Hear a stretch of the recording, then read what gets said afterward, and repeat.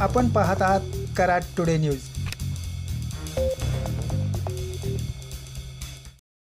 गोळेश्वर तालुका कराड येथे स्वर्गीय खाशाबा जाधव स्मारकात असणारे अतिक्रमण काढण्यास आज प्रारंभ झाला। या स्मारकाच्या दर्शनी भागात सुमारे 10 गुंठे क्षेत्रात असणारे अतिक्रमण काढण्याबाबत गत महिन्यात निकाल देण्यात आला होता। आज सकाळी प्रांताधिकारी अतुल मेहत्रे यांच्या मार्गदर्शनाखाली तहसीलदार, गटविकास अधिकारी, महसूल अधिकारी यांच्या उपस्थितीत कराड शहर पोलिसांच्या मोठ्या बंदोबस्तात अतिक्रमण काढण्यास प्रारंभ करण्यात आला आहे।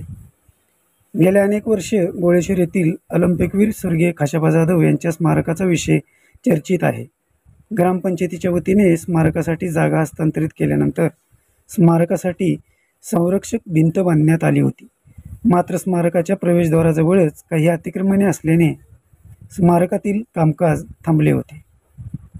आज प्रशासनाने पोलीस बंदोबस्ताच्या मदतीने सदरचे अतिक्रमण काढण्यास सुरुवात केली आहे।